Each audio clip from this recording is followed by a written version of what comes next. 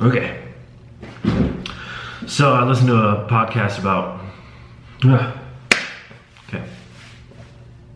I listened to a podcast about Oliver Sacks, who said that writing was a form of thinking. I think maybe vlogging could also be a form of thinking. And so far I've done 2 days of this death meditation, and I did do some research, and it's a thing, right? Like I'm not surprised. I'm not the first one to have thought about something like this, and but I haven't looked into it much other than to see that other people have written about it. But my own, so far I've done it for 2 days, and my own experience is pretty interesting. Couple things that I noticed is, first of all, I don't know, there's a lot of interesting feelings. Like the meditation, I tried to like focus my awareness on the idea of everything around me just stopping, right? Blackness, I guess. Like suddenly suddenly there's not. Also like picturing like getting hit by a car. Or like getting cancer, like being in the hospital, surrounded by loved ones after having a heart attack or something, right? And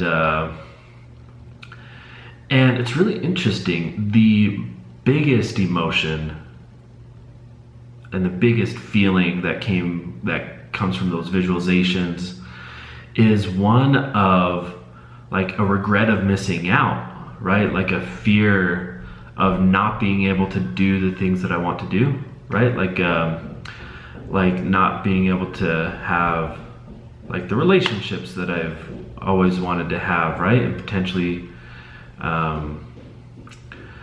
maybe have children, although that's really not that didn't come up very strongly, which is interesting. Or like all the like businesses I want to do, right? Like success I want to achieve, which is really interesting, and I guess like is an interesting mirror back into who I am. And another thing is that like there's almost this feeling of injustice, right? Like an intrusion, right? Almost like the idea of everything just blacking out is just a intrusive thing. Like as if the space of my mind is such a sanctuary that having it shut down and affected in such a decisive way, and having that come from outside of my mind, feels very intrusive, which is interesting, and I think also speaks to an idea, like, I don't know, how sacred the mental space can be. And also, first of all, that's like the only way I can connect with dying is this lack of thinking.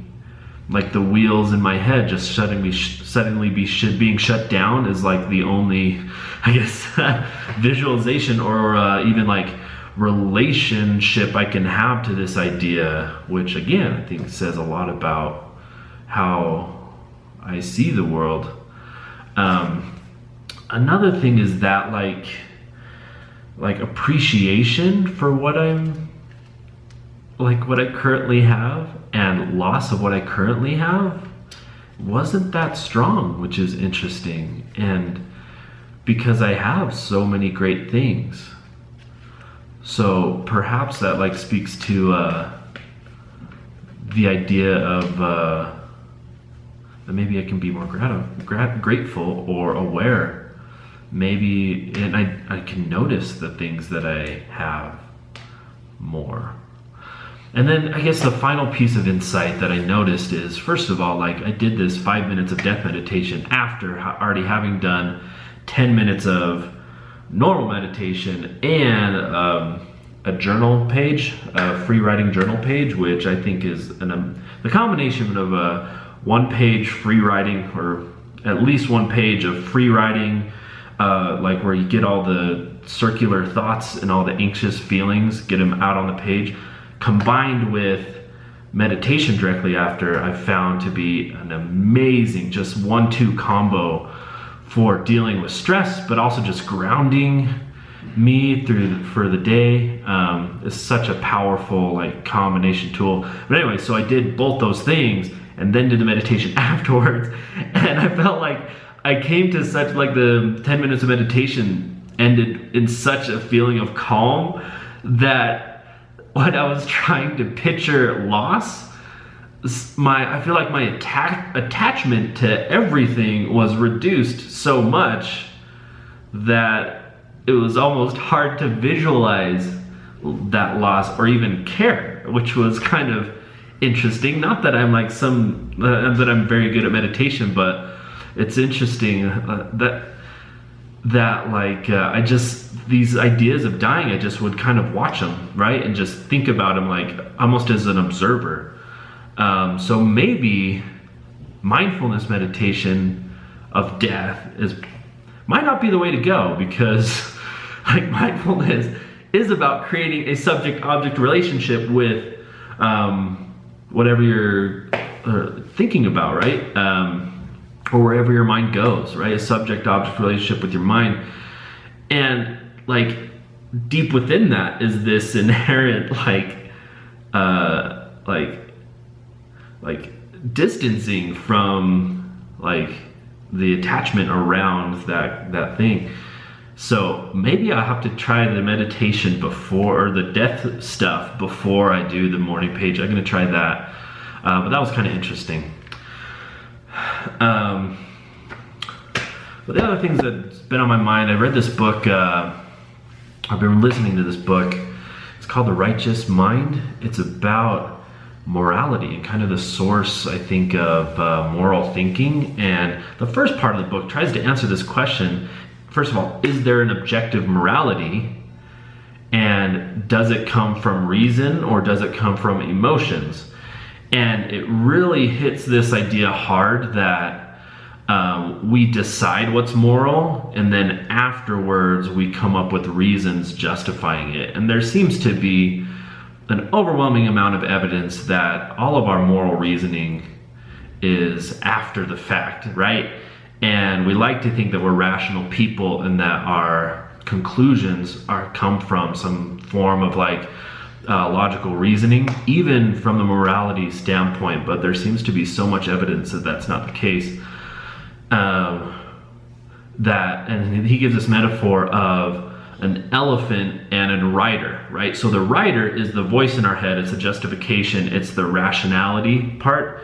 So we think that the rider on the elephant is deciding where our moral compass goes, but in reality, the elephant is the emotions, right? The emotions decide and the emotions just go. And the rider acts as sort of just a press secretary that comes up with after the fact reasoning to justify the direction, right? So first of all, it's such an interesting idea. And I think it speaks to just how susceptible we are to cognitive bias without knowing it, right? But also too, I guess we have to question, first of all, is there an objective reality for the thing that we're trying to understand?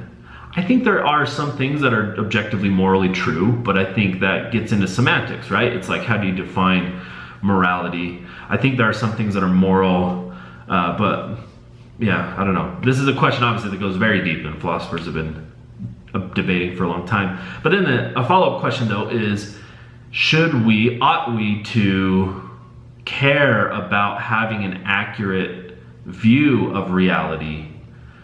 And I think, yeah, if you were to ask most people, they would claim that it's a value of theirs to have an accurate view of reality. Even though, all our decisions,